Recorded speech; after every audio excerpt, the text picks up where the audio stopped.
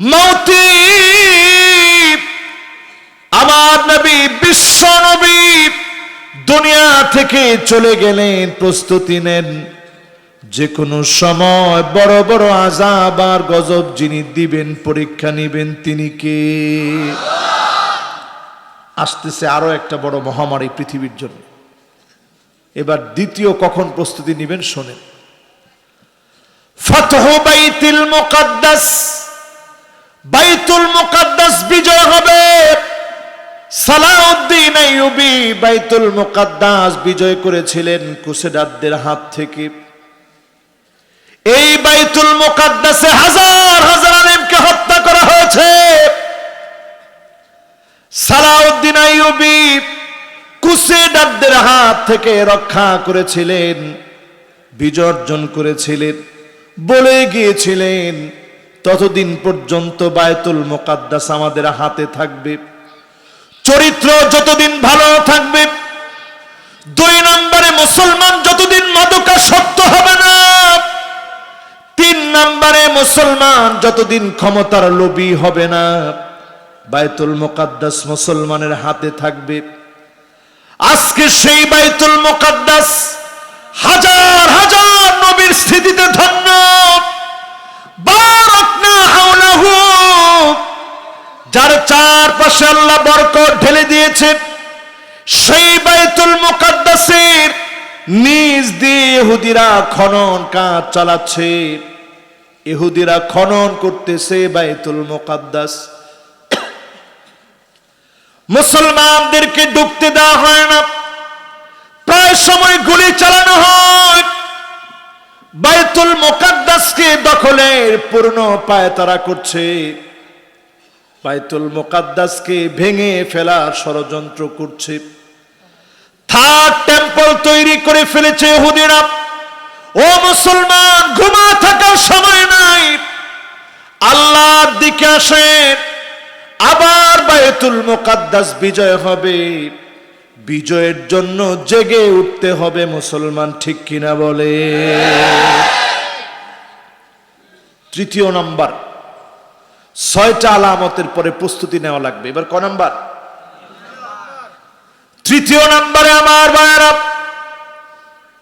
রাসূল বলেছেন সুম্মা মাউতানুন কাউকাসিল গনাম, ছাগলের মধ্যে ঠান্ডা লেগে ছাগল যেভাবে পালকে পাল ছাগল মহামারী হয়ে মারা যায়, আমার উম্মতের ভিতরে ঠান্ডা জনিত মহামারী আসবে।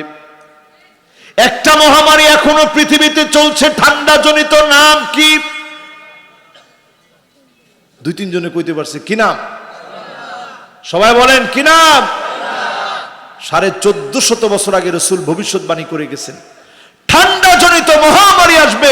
সুম্মা মাউতানুন, নবী বলেছেন এটাকে মাউতানুন, এটা মৃত্যুপুরী হয়ে যাবে, সারা দুনিয়াতে মরবে, ঠিক কি না বলেন? কি আমেরিকা, কি লন্ডন, কি ইউরোপ, সব জায়গায় ধরে ফেলেছে। আল্লাহর ঘরটায় পর্যন্ত 2 বছর আল্লাহর গোলামরা যেতে পারে না। হজের সময় অল্প কিছু লোক দিয়ে হজের কার্যক্রম সম্পন্ন করা হয়েছে, এমন আলামত পৃথিবীর মানুষেরা দেখেছে। তারপরেও বহু লোক নামাজি হয়েছিল, আবার করোনা চলে গেছে, নামাজও বিদায় নিয়েছে, আছে না? না বলেন 1 নম্বরটা কি? আমার রাসূলের দুনিয়া থেকে বিদায় নেওয়া। এই বিদায় নেওয়ার পরই প্রস্তুত থাকতে বলছেন আল্লাহর রাসূল। 1450 বছর হয়ে গেছে মুসলমান, আর কত বাঁচার আকাঙ্ক্ষা করেন? পৃথিবীকে আর কত সাজাবে? পৃথিবী সাজবে, আপনি চলে যাবেন। সেদিনই একজনের ভিডিও দেখলাম ফেসবুকে ভাইরাল, লোকটা হসপিটালের বেডে শুয়ে আছে, কোটি কোটি টাকার মালিক, হাজার হাজার কোটি টাকার মালিক, গ্রুপ অফ কোম্পানির মালিক, একটা সাইড পোকা হয়ে অবশ হয়ে গেছে। তো তাকে যখন ক্যামেরা ধরছে যে আপনি এত কষ্টে আছেন, এ হাজার হাজার কোটি টাকা কই, লোকটা শুধু কান্না ছাড়া কোনো কথা বলতে পারে না। গেছে তার স্ত্রীকে খুঁজে সাংবাদিকরা, যে কেউ আপনার স্বামী তো পড়ে আছে, তারে দেখতে যান না। স্ত্রী বলতেছে, অনেক আগেই এই স্বামীকে আমি ডিভোর্স দিয়ে দিস। এই তো জীবন। গেছে সন্তান আদির কাছে, যে তোমার বাপ এত অবদান রাখে সন্তানের প্রতি, সেই বাপকে কেমনে ভুলে গেলা? তোমার আব্বা তো হসপিটালে। সন্তান বলতেছে, ওনাকে আর আমরা পরিচয় দিতে চাই না, আমাদের গ্লোরিয়াস ফিউচার, জীবনের বিরাট সম্পদ, এই বিরাট সম্পদটা নষ্ট হবে। উনি আমাদের বাপ, এটা জানলে আমাদের ক্ষতি হবে। একটু হিসাব মিলান, কার জন্য অবৈধ পথে টাকা কামান, কার জন্য রাত দিন অবৈধ পথে টাকা কামান, কার জন্য গুম হারাম করেন। কোরআনুল কারীমে আল্লাহ বলেন, ইয়াউমা লা ইয়ানফাউ মালু ওয়ালা বানুন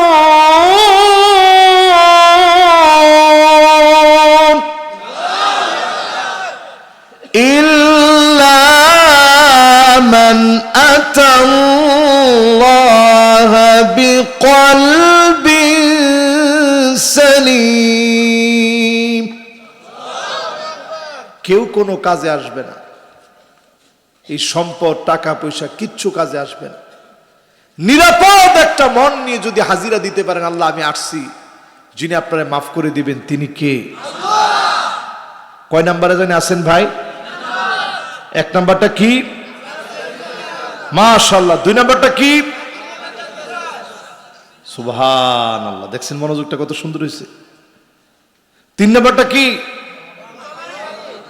আসেনি, চলতেছে এখনো, আরেকটা আসতেছে এখন। লক্ষ লক্ষ বছর চাপা পড়েছিল, জলবায়ুর পরিবর্তনে বরফ গলতেছে, মহামারীটা আসতেছে। এরপরে 4 নম্বরে আমার ভাইরা,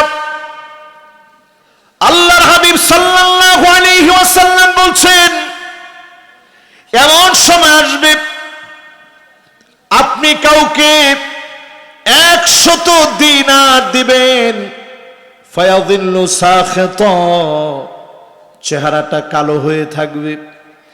100 দিনার দিলেও মানুষ খুশি হবে না। এখন তাকে দেখেন, হাজার হাজার লক্ষ লক্ষ কোটি কোটি টাকা মানুষের মুখের মধ্যে হাসি নাই, খালি মনে হয় আমার কিছুই নাই, আমার কিছুই নাই। অভাব আর অভাব মানুষকে টানতেছে। সময়টা বলে দিচ্ছে কিয়ামতের জন্য প্রস্তুতি নেওয়ার সময় চলে এসেছে, ঠিক না বেঠিক? কয় নাম্বার গেল ভাই? মাশাআল্লাহ, একেবারে 100% 100 মনোযোগ আছে। এবার কয় নাম্বার? সুম্মা ফিতনাতুন, এমন এক ফিতনা আসবে আরবের প্রত্যেকটা ঘরে ঢুকবে, ইল্লা দাখালাতু, এমন কোন একটা ঘর থাকবে না যে ঘরে ফিতনা ঢুকবে না। আরবের প্রত্যেকটা ঘরে ঘরে ফিতনাটা ঢুকবে। সৌদি আরবের দিকে তাকায় দেখেন, রক্ষণশীল সৌদি, নারীরা আগে তেমন একটা বের হতো না, নারীরা সম্মান ইজ্জতের সঙ্গে থাকতো। এখন নারীদেরকে দোকানে দোকানে চাকরি দেওয়া হচ্ছে, ড্রাইভিং লাইসেন্স দেওয়া হয়েছে। শুধু এখানেই থামে না, নতুন একটা বিবাহ নারীরা নিজে চালু করেছে, নাম দিয়েছে নিকাহে মিসিয়ার। মিসিয়ার, মিসিয়ার মানে টাকার বিনিময় বিবাহ। মহিলা নিজে নিজের স্ট্যাটাস দিবে ইউটিউবে, ফেসবুকে, টুইটারে, বলবে আমি অমুক, আমি দেখতে এমন, লম্বা এমন, টাকা পয়সা এমন আছে, তোমারে আমি বিয়ে করব, আমার টাকায় তোমারে চালাবো, যতদিন তোমারে ভালো লাগবে তোমার সাথে আমি আসি, যেদিন তোমারে ভালো লাগবে না তোমার সাথে আর নাই। রাসূল বললেন ফিতনা ঢুকবে আরবের ঘরে ঘরে। আল্লাহর হাবিব আরেকদিন বললেন ওয়াইলুন লিল আরব, ধ্বংস আরবের জন্য। উম্মে সালামা বললেন ওগো নবীজি, আনুহলিকু ওয়া ফীনা সালিহুন, আমরাও কি ধ্বংস হয়ে যাব? এত এত নেককার, এত এত দিনদার আমাদের মাঝে, আমরাও কি ধ্বংস হয়ে যাব? নবীজি বললেন, হ্যাঁ, তোমরাও ধ্বংস হয়ে যাবা। ইদা কাসুরাল খাবাস, খারাপি যখন বেড়ে যাবে, অশ্লীলতা পাপাচার যখনই বেড়ে যাবে, সব মানুষগুলাকে ধ্বংস হওয়া লাগবে। এখন আমার সিটি ঢাকা নগরীর দিকে তাকায় দেখেন, অন্যায়, অত্যাচার, অবিচার, জুলুমের, পাপের রাজ্যের একটা স্তূপ পড়ে আছে ঢাকায়, ঠিক কিনা বলে? এটা ধ্বংসের রাজ্য, ধ্বংসের রাজ্য। এ রাজ্যের ভিতরে, এই শহরটার ভিতরে পাপের এমন কোন সেক্টর নাই যেটা নাই। ওমা, কিন্তু ঠিকও কয় না।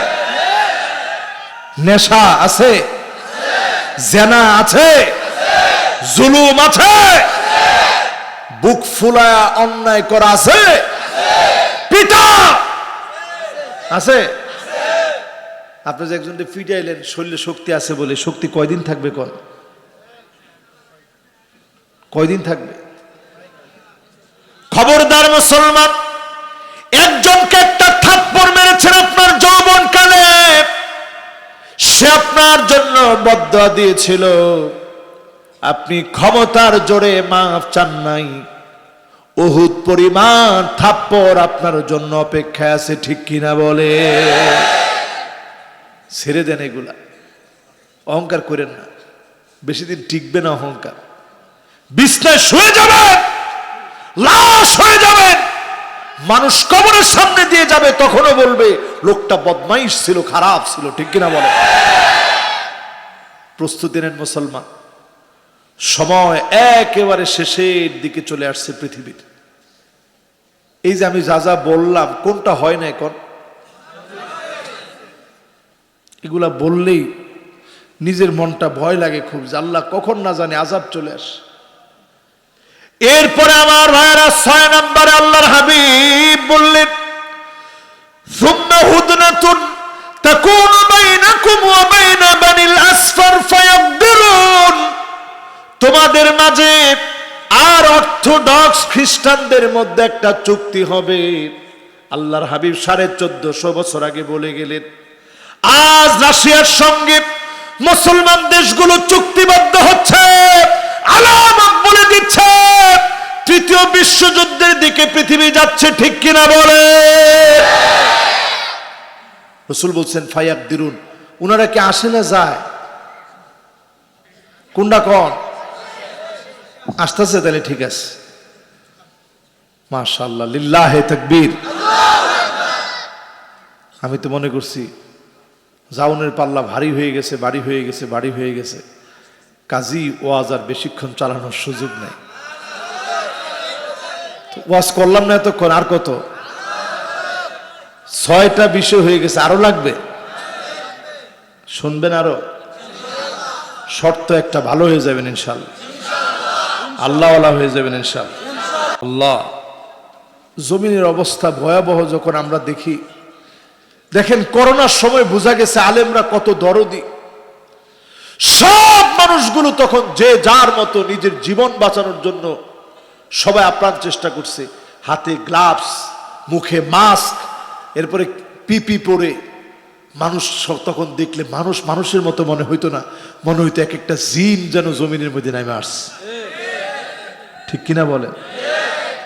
অথচ সেই সময়ও এদেশের আলেম ওলামারা নিজের মৃত্যুকে পরোয়া করে নাই, মানুষের লাশ কাঁধে করে করে নিয়ে গোসল থেকে শুরু করে, জানাজা থেকে শুরু করে, দাফন থেকে শেষ করে দোয়া পর্যন্ত করে গেছে, ঠিক কিনা বলে?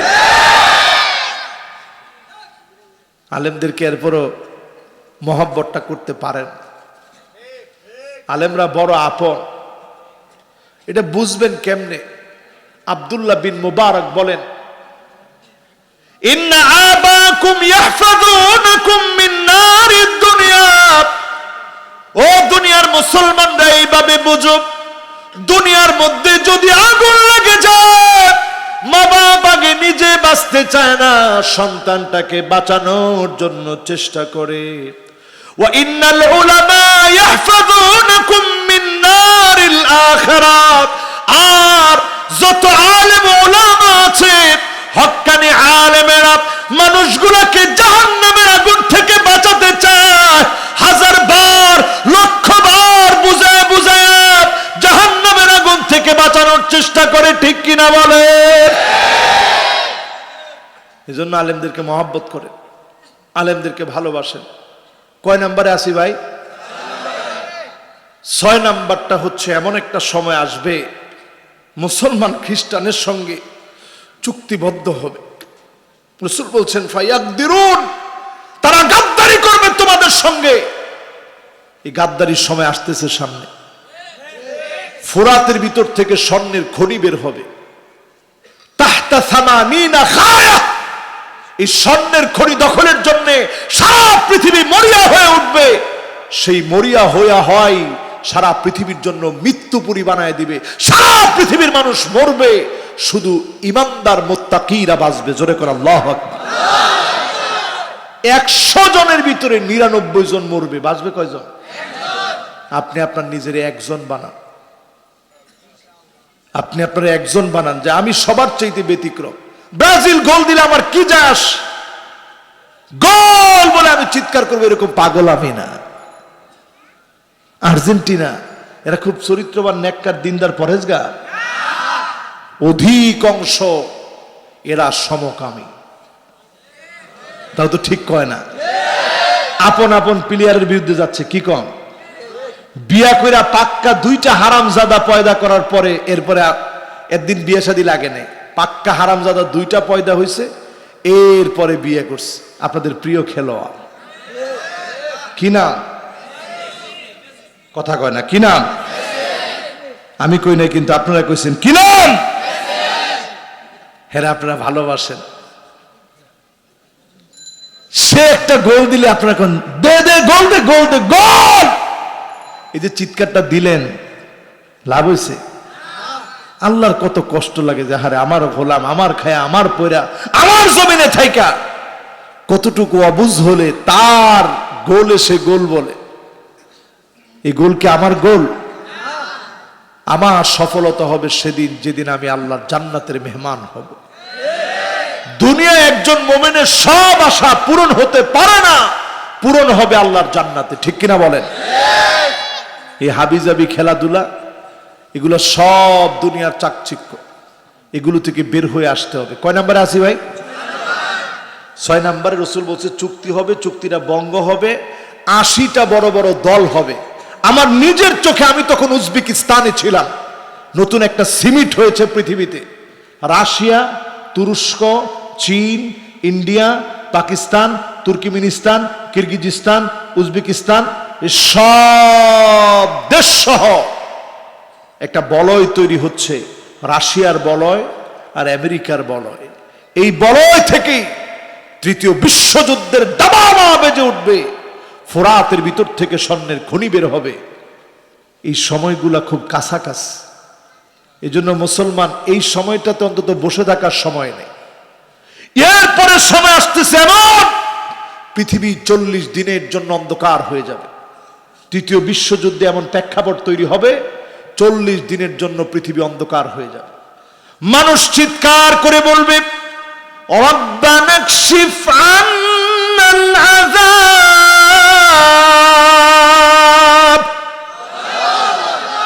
ও আল্লাহ, আযাব থেকে আপনি মেহেরবানি করে বাঁচান। আল্লাহ আযাব থেকে বাঁচান। একটাবার চিন্তা করেন, একদিন কারেন্ট না থাকলে কি অবস্থা হয়? 40 দিন অন্ধকার হয়ে যাবে। এরপরে অবস্থা কি হবে? রমজান মাসে বিকট একটা আওয়াজ হবে, 70,000 মানুষের কানের পর্দা থাকবে না, ফেটে যাবে। 70,000 মানুষ অন্ধ হয়ে যাবে, 70,000 মানুষ বোবা হয়ে যাবে। একমাত্র তারা বাঁচবে যারা সিজদায় পড়ে পড়ে আল্লাহকে ডাকবে। ডাকবেন? কথা তো কয় না এখনো, ডাকবেন? ও মুসলমান, সময় কিন্তু বাকি নাই। এরপরে হাজী সাহেবদেরকে হজের মাসে কাবার চত্বরে জবাই করে দেওয়া হবে। ইমাম মাহদী আলাইহিস সালাম মদিনাতুল মুনাওয়ারা থেকে চলে আসবেন, পলা চলে আসবেন মাকাম ইব্রাহিমের সামনে। রুকনে ইয়ামানি আর মাকামে ইব্রাহিমের সামনে দাঁড়ানো থাকবেন। আজলাল জাবিহা, কপালটা থাকবে বড়, নাকটা থাকবে খারাপ। দেখেই লোকেরা বুঝবে ইনি ইমাম মাহদী। আল্লাহর হাবিব বলেন ওহুয়া মিন নাসাবি, সে আমার বংশ থেকে আসবে, আমার ফাতেমার বংশ থেকে আসবে, আমার হাসানের বংশ থেকে আসবে। বলেন আল্লাহু আকবার। ও মুসলমান, এবার আসেন কিছু করণীয় বলি। 10 মিনিট আর শুনবেন? আরো 1 ঘন্টা? মানুষে মারবো একটু পরে। রাত 12টা বাজে, এখনো হুজুরের হুশ হইল না। কি কন? 6টা শুনছেন তো? তার মানে বোঝা যায় কি কিয়ামত অনেক দূরে? কাছে কাছে। এবার আরো কয়েকটা শুনেন, দেখবেন কত কাছে, একটু হিসাব করেন। যারা দাঁড়ায় আছেন এর কাছে মনে হয় অনেক দূরে। কি কন?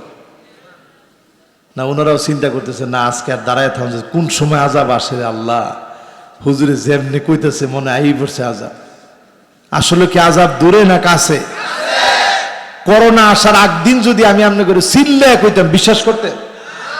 আমি বাংলাদেশের কোন এক ব্যক্তিকে, আমি অনেক মাহফিলে আপনারা শুনবেন, আমার 5 বছর আগের একটা ওয়াজ শুনবেন। ওই ওয়াজের ভিতরে আমি মহামারী নিয়ে কথা বলছি। 40 মিনিট মহামারী নিয়ে কথা বলছি। এই আলোচনা শোনার পরে কোন একটা জায়গায় আমাকে ডাকায় নেওয়া হয়েছে। হুজুর এগুলো কি কন? আমি কি যেটা কই এটা তো হাদিসের কথা, আমার কথা না। এমন আযাব আসবে, আজকে তো আপনি আমরা ডাকতে পারছেন, ডাকার সুযোগ নাই, কেউ কাউকে জিজ্ঞাসা করার সুযোগ পাবেন না। ঠিক কিনা বলেন? আমার দিকে হতবাক হয়ে তাকায় রয়েছে, কি কোন হুজুর? আসলে সত্য। কয়দিন পরে আসলো করোনা, তো পাগলা আবার ফোন দিছে যে হুজুর আসলে তো হুজুর করোনা এসে গেছে। হুজুর কি কইছেন? আসলে কিরম আযাব গুলো আসতেছে? আমি কি এখন আপনার আসলে নকলের প্রশ্ন হয়? এগুলো সব আল্লাহর হাবিবের কথা। এক তিল পরিমাণ একটা কথা বৃথা যেতে পারে না। ঠিক কিনা বলেন? তাহলে আমরা সুযোগ পাই কেন? আল্লাহ রসুল দোয়া করে গেছেন, আল্লাহ আমার উম্মত গুলারে শেষ করে দিয়েন না। এই দোয়ার বদলতে এখনো আমরা সুযোগ পাচ্ছি। ঠিক কিনা বলেন? সুযোগগুলা হাতছাড়া করেন না। নামাজ পড়বেন তো ইনশাআল্লাহ? এবার আরেকটু মিলা দেখেন কতটা কাছাকাছি। লা তাকুমুস সাআতু, ততক্ষণ পর্যন্ত কিয়ামত হবে না। হাত্তা তুত্তাখাযাল মাসাজিদু তুরুকা, এই যে মসজিদ, এমন মসজিদের সামনে দিয়া মুসলমানের ছেলেরা হেঁটে হেঁটে যাবে, মাগার নামাজের সময় নামাজ পড়ার জন্য ঢুকবে না। কয় পার্সেন্ট? 100% তো কিয়ামত আইসা যেত। কত? না এত কইেন না আবার। কত? জোয়ানরা তোমরা কত? কত? 80%। এরকম হইতে পারে। ইমাম সাহেব কি কন? তার মানে বোঝা যায় কিয়ামত ঘরের দুয়ারে চলে আসছে। ঠিক কিনা? এরপরে মিনাল্লা তাকুমুস সাআতু, ততক্ষণ কিয়ামত হবে না। হাত্তা ইয়াবুদাল্লাতু ওয়াল উজ্জা, মুসলমানের সন্তানেরা মূর্তি পূজা করবে। আজও তাকায় দেখেন নির্বোধ বোকা মুসলমান মূর্তির সামনে গিয়ে পূজা করে। ঠিক না বেঠিক? আসেনি? এরপরে দেখবেন মুসলমান, লা তাকুমুস সাআতু, ততক্ষণ কিয়ামত হবে না। হাত্তা ইয়াতাবাহান নাসু বিল মাসাজিদ, মসজিদে মসজিদে সভাপতি সেক্রেটারি পদ পদবি নিয়ে মারামারি কাটাকাটি হানাহানি করবে। কি ঠিক? শুরু হয়েছে? কয় পার্সেন্ট? হ্যাঁ 50%, 50% হইলে তো বাঁচছেন আলহামদুলিল্লাহ। একটু চিন্তা করেন, এই যে হাদিসগুলো রাসূল 1450 বছর আগে বলে গেছে, 50 বছর আগে যদি কেউ কেউ মসজিদে দায়িত্ব দিত, মারামারি ছিল? এখন আছে? মসজিদের ভিতরে গালিগালাজ হয়েছে, এরকম ভিডিও দেখছেন আপনারা? ইমাম সাহেব, ইমাম সাহেব থামান। তার মানে আপনি কি বুঝলেন? কিয়ামতটা আপনি টাইনে আনছেন, ঠিক কিনা বলেন? এত বড় সাহস তোমাকে কে দিল? তুমি ইমাম রে যে বলছো এই ইমাম থামেন, যেই কথাটা কইছে সে তো বুঝে না। রাসূল বলছে আমা ইয়াকশাল্লাযী আইয়ারফা রাসাহু ক্বাবলাল ইমাম আইয়ুহাউল আল্লাহু রাসাহু রাসাল হিমার। তোর চেহারা গাধার মতো হয়ে যেতে পারত, শুধু আল্লাহর নবীর দোয়ার কারণে হয় না, ঠিক কিনা বলেন? নবীজি বলতেছে। তো ইমাম সাহেবের সাথে এরকম ধমক দিয়ে কথা বলা যাবে? আলামতটা কিসের? মুয়াজ্জিন সাহেব ফ্যানটা বন্ধ করেন। মুয়াজ্জিন সাহেব ফ্যান ঘুরে কি লিগা বন্ধ করেন? আপনি নিজে গিয়া তাড়াতাড়ি সুন্দর করে বন্ধ করবেন। মুয়াজ্জিন সাহেব দেখে চিন্তা করবো যে দেখছস কত বিনয়ী মানুষ উনি। আমি আমার মসজিদে, এই কমিটিরও আপনারা জিজ্ঞাসা করে দেখেন, আমি আমার মসজিদে একেবারে সব বয়ানে এই বিষয়গুলো টাচ দিতে দিতে এমন হয়েছে, আমাদের মসজিদের আলহামদুলিল্লাহ যারা দায়িত্বশীল আছে, খাদেমরে পর্যন্ত তারা খেদমত করতে পারলে খুশি হয়। কারণ সে খাদেম আপনার না, খাদেম আল্লাহর ঘর মসজিদের, ঠিক কিনা বলেন? সে আপনার খাদেম না, সে আল্লাহর ঘর মসজিদের খাদেম। তার দাম আমি বক্তার চাইতে 1000 লক্ষ গুণ আল্লাহর কাছে বেশি হইতে পারে, ঠিক কিনা বলেন? তাহলে এটাও এখন হয়ে গেছে, কি কর? একটু সামনের দিকে যাবো একটু যাইতে। এরপরে দেখবেন না তাকুমুস সাআহ হাত্তা ইয়াক্তাতিলা ফিয়াতান দাওয়াহুমা ওয়াহিদা। একই দলের নেতা কর্মী মারামারি কাটাকাটি করবে, শুধুমাত্র পদ না পাইলে নেতার বিরুদ্ধে দাঁড়াতেও সময় লাগবে না, ঠিক কিনা বলে? নবীজির হাদিস মিলছে?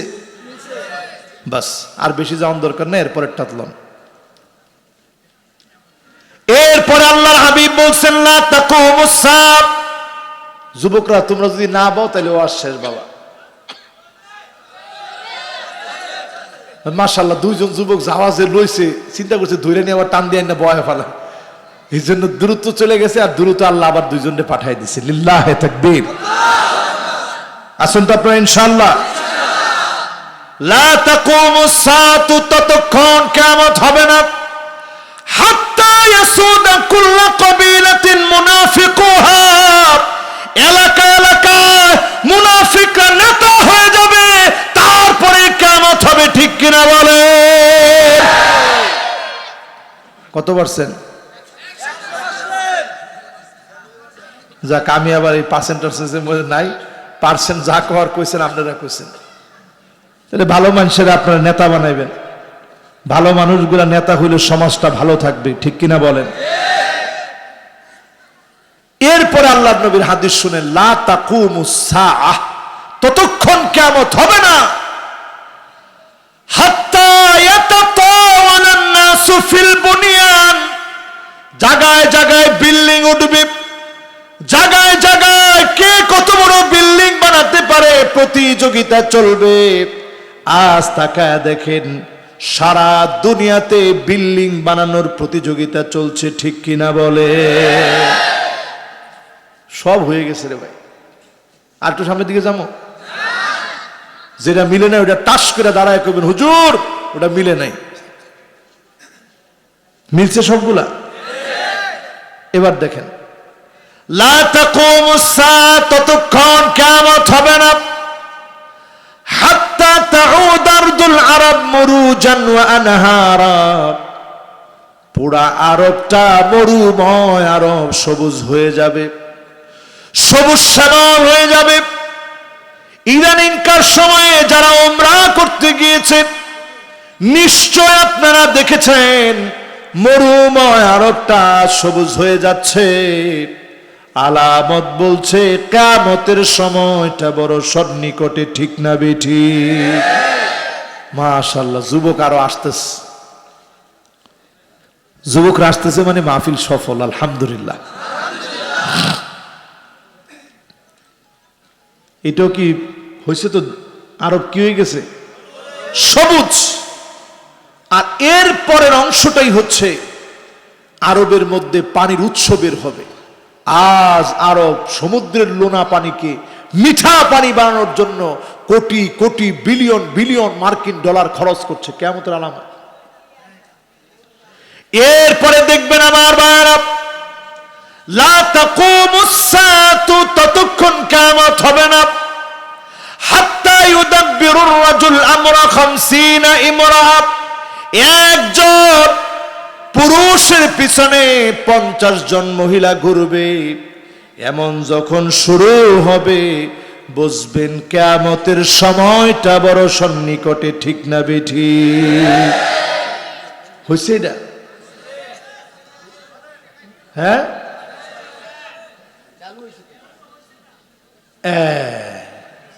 একজনে কইছে হুজুর আমরা এত খারাপ হইনি, 50 জন, এটা একটা, একজনকে হত্যা করেন, আল্লাহর আদালতে আপনি কেমনে দাঁড়াইবেন?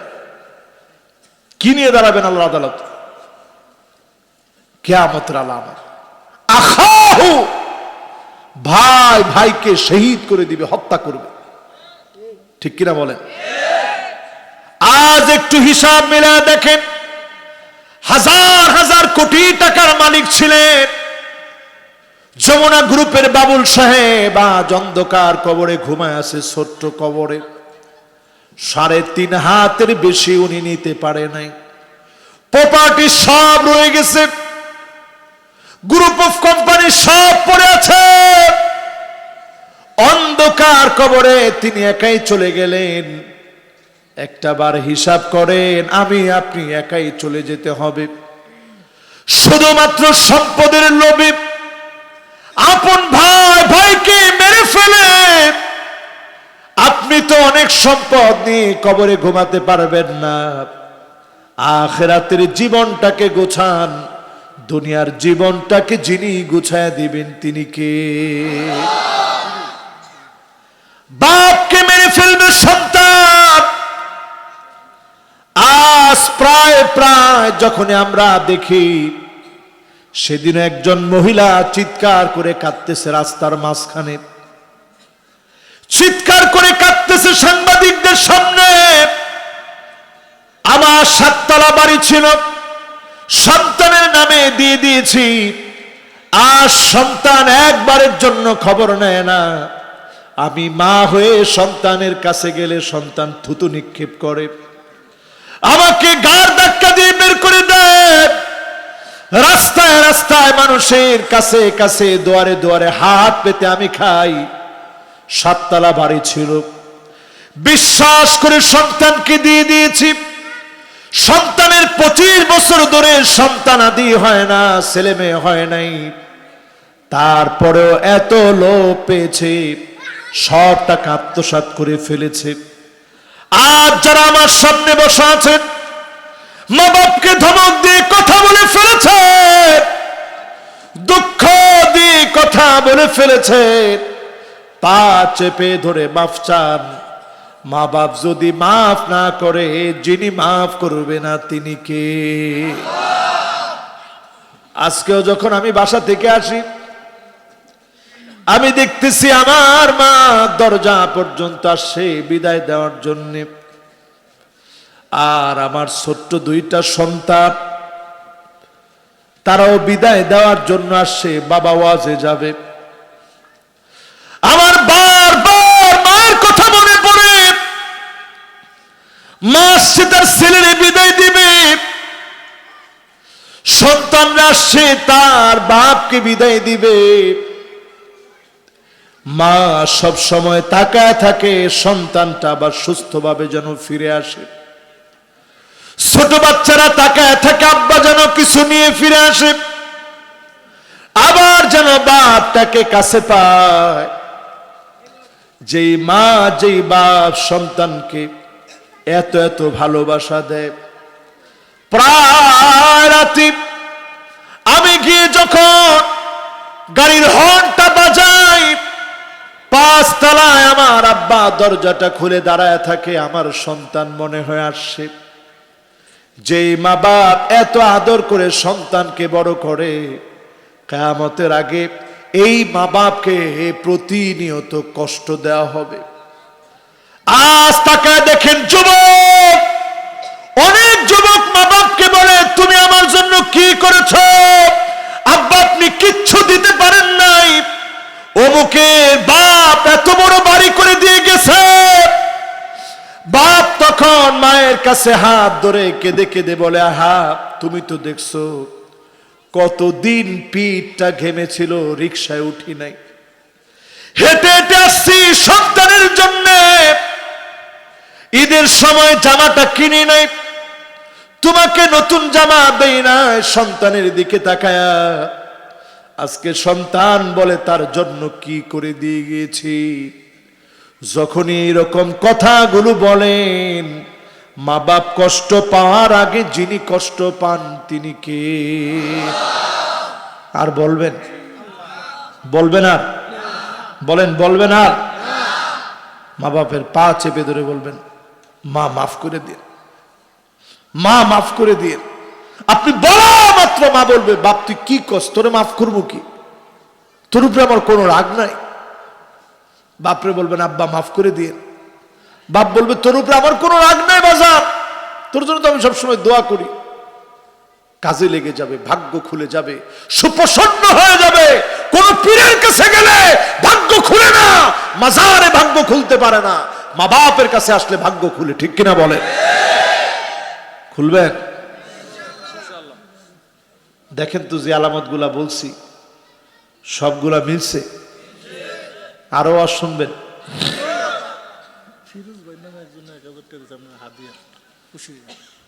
আরে ফিরোজ ভাই নামে একজন 1000 টাকা এই মুহূর্তে হাদিয়া দিচ্ছে। কোনজন দেখি ফিরোজ ভাই? মাশাআল্লাহ, এই হচ্ছে আমাদের ফিরোজ ভাই। আপনার আব্বা আম্মা আছে? আব্বা আম্মার কাছে গিয়ে দোয়া চাই। মা বাপ সবচেয়ে বড় দোয়ার জায়গা। আমি প্রতিদিন ঘর থেকে বের হওয়ার সময় 2 থেকে 3 বার আমি ঘুরে ঘুরে যাই আর বলি, আম্মা আমার জন্য দোয়া করেন, আল্লাহ আমার জন্য দোয়া করেন, আম্মা আমার জন্য দোয়া করেন, আল্লাহর কাছে ফরিয়াদ করেন, বেশি বেশি আমার জন্য দোয়া করেন। সব সময় আমি কয়েকবার করে বলে বলে এরপরে বের হই। এটা এই জন্য বলি, কারণ মা বাপ যখন দোয়া করে, যিনি দোয়াটা বিফলে দেন না তিনি কে? দোয়া 3 ভাবে কবুল হয়। কয় ভাবে? একটা হচ্ছে তৎক্ষণাৎ কবুল হয়ে যায়, মা বাপরে কষ্ট দিয়েন না, তৎক্ষণাৎ বদদোয়া। মা বাপ বদদোয়া দেন না, বলেন আল্লাহ আমার ছেলেটা বুঝে নাই, এদ্দুর বলতে দেরি হবে, আপনি অনেক বড় ডিগ্রি নেবেন, চাকরি হবে না, দৌড়ে দৌড়ে ঘুরবেন, সুখ আসবে না। আপনার চাকরি হবে কিন্তু সংসারে সুখ পাবেন না, ভালো জায়গায় বিবাহ করবেন, সন্তানাদি হবে না। একটা না একটা জায়গায় গিয়ে আপনি থেমে থাকবেন, দিনের পর দিন কাঁদবেন, আর তখন স্মরণ করবেন, আরে মা বাপরে কষ্টটা দিছিলাম, মা বাপ বড় বেজার হয়েছে, এখন তো আর মা বাপ নাই, কেমনে মা বাপের কাছে মাফ চাবো? যতজন এখানে বসছেন একটা লোক মা বাপরে কষ্ট দিবেন না, রাজি আছেন ইনশাআল্লাহ? কার কার মা বাপ নাই একটু হাত তুলেন তো দেখি। আহা, এতজন মানুষ, হাতগুলো নামা, এতজন মানুষ যাদের মা বাপ নাই, এখন আর গেলে মা বাপের সে আদরটা পায় না। বাসায় গেলে, বাড়িতে গেলে, ময়মনসিংহ গেলে, নেত্রকোনায় গেলে, কিশোরগঞ্জ গেলে, যার যার বাড়িতে গেলে সাধ্য অনুযায়ী মা পিঠা বানায় রাখতো শীতকালে, এখন আর কেউ সে পিঠা বানায় অপেক্ষা করে। এই তো জীবনের বাস্তবতা।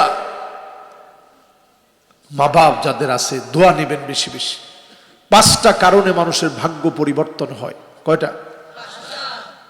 এর মধ্যে 1 নাম্বার কাজটাই হচ্ছে লা ইয়ারুদ্দুল কাদা ইল্লাল বির। ভাগ্য পরিবর্তন হবে না ততক্ষণ মা বাবার সাথে ভালো ব্যবহার করবেন না যতক্ষণ। করবেন? করবেন? 2 নাম্বার, লা ইয়ারুদ্দুল কাদা ইল্লা দুআ। ভাগ্য পরিবর্তন হবে না তখনই হবে যখন দোয়া করবেন। যিনি ভাগ্য পরিবর্তন করে দিবেন তিনি কে? এরপরে ভাগ্য পরিবর্তন হবে সিলাতুর রহিম, আত্মীয়দের খবর নেবেন। আত্মীয়দের খবর নেওয়ার কারণে যিনি ভাগ্য পরিবর্তন করে দেবেন তিনি কে? আপনার ফুফুটা কেমন আছে খবর নিবেন। আর এমন আলটা মডার্ন হয়েছে আমরা ফুপুরই তো চিনি না। এরকম আছি না অনেকে? 15 বছর পরে ফুপুর লগে দেখা, ফুপুরে জিজ্ঞাসা করেন আপনি কে? আমি তোর ফুফু। আহা, কত আপন। রাসূল আমির হামজার চেহারা যখন দেখলেন, সাইয়্যিদুশ শুহাদা আমির হামজার চেহারা যখন নবীজি দেখলেন, নবীজি আর তাকাতে পারলেন না। আমার চাচা, আমি বাপ দেখি নাই, আমার চাচাকে দেখে মনে করছে আমার বাপ এরকমই ছিল। আল্লাহু আকবার। একজন সাহাবী অন্যায় হয়ে গেছে, রাসূলের কাছে আসছে, ইয়া রাসূলুল্লাহ আমি তো অন্যায় করে ফেলছি। আল্লাহর হাবিব বললেন আলাকা তোমার কি মা আছে? সাহাবী বললেন না ইয়া রাসূলুল্লাহ আমার মা মারা গেছে। আল্লাহ রাসূল বলেন আলাকা খালা, তোমার কি খালা আছে? কইছে আছে ইয়া রাসূলুল্লাহ। আল্লাহ রাসূল বলেন যাও তার সাথে গিয়ে সুন্দর আচরণ করো, তোমার গুনাহ আল্লাহ মাফ করে দেবে। সুবহানাল্লাহ। তো মা বাবার সাথে ভালো ব্যবহার করবেন তো ইনশাআল্লাহ? আত্মীয় স্বজনের সাথে ভালো ব্যবহার করবেন তো ইনশাআল্লাহ? 4 নম্বরে বেশি বেশি করে এই দুর্ভিক্ষ থেকে বাঁচতে দোয়াটা পড়বেন, লা ইলাহা ইল্লা আনতা সুবহানাকা ইন্নী কুনতু মিনাজ জালিমিন ফাস্তাজাবনা লাহু ওয়া নাজ্জাইনাহু মিনাল গাম্মি ওয়া কাযালিকা নুনজিল মুমিনিন। পড়তে পারবেন না ইনশাআল্লাহ? আল্লাহ কয় আমি শুধু নূহ আলাইহিস সালামকে ডাকে সাড়া দিছি তা না, তোমাদেরকেও আমি ডাকে সাড়া দিব ইনশাআল্লাহ। তো পড়তে রাজি আছি তো ইনশাআল্লাহ? 5 নম্বরে আস-সাদাকাতু তারুদ্দুল বালা। ঠিক আগুনের ভিতরে পানি ঢেলে দিলে আগুনটা যেমন নিভে যায়, বালা মুসিবত সব নিভে যাবে। দান সৎকার মধ্য দিয়ে সাধ্য অনুযায়ী দান সৎকার করবেন। আল্লাহ যেন তৌফিক দান করেন, পড়েন আমিন। শেষ 5 মিনিটে কয়েকটা করণীয় বলবো আগামী দিনের জন্য। এই করণীয়টা শুনেই ইনশাআল্লাহ আমরা আজকের মাহফিলের ইতি টানার চেষ্টা করব। আরে সবাই টাকা দিলে কেমন হবে? আজকের মাহফিল তো ব্যতিক্রম হয়ে যাচ্ছে। হুজুরের টাকা তো দেওয়া দরকার নেই। আলহামদুলিল্লাহ, আলহামদুলিল্লাহ। আপনার বাড়ি জানি কোন জায়গায়? ব্রাহ্মণবাড়িয়া বাঞ্ছারামপুর থানা। ওনার আম্মার জন্য দোয়া চেয়েছেন, আমরা দোয়া করবো আল্লাহ যেন কবুল করে, মঞ্জুর করে, পড়েন আমিন। উনি আবার টাকা দিছে হাদিয়া। আজকে যদি ওয়াজের মধ্যে আগে হাদিয়া দিয়ে ফেলেন তো বেশি টাকা হয়ে যাবে। আলহামদুলিল্লাহ, এমনি আল্লাহ অনেক দেন। আলহামদুলিল্লাহ, আলহামদুলিল্লাহ। আপনাদের জন্য এমনি আমি মন থেকে দোয়া করব, আপনারা আমার জন্য দোয়া করবেন। এই শেষ সময়ে আমরা একটা লোক আর না উঠি। হ্যাঁ, সবাই বসছে আলহামদুলিল্লাহ। আপনারা তাকায় দেখেন, সবাই বসে, অসুবিধা নেই। মুরব্বীর যদি কোনো হাজত হয় ওনারে কষ্ট দেওয়া দরকার নেই। যুবকরা যারা আছে সবাই এবার দিক দিয়ে এসে বসে পড়ি। যুবকরা আসেন, আসেন। এরপর আয়না দেখছেন যুবকরা কি টাইটের টাইট, যেগুলা টাইট আর কি, আর যেগুলো আলহামদুলিল্লাহ মন নরম, এরা বসে গেছে মাশাআল্লাহ। আলহামদুলিল্লাহ, এই তো যুবকরা চলে আসছে। লিল্লাহে তাকবীর। বাস, এবার আসেন করণীয়। 1 নম্বরে এখন সময়টা চলতেছে, এই সময়টা কি গরম না শীত?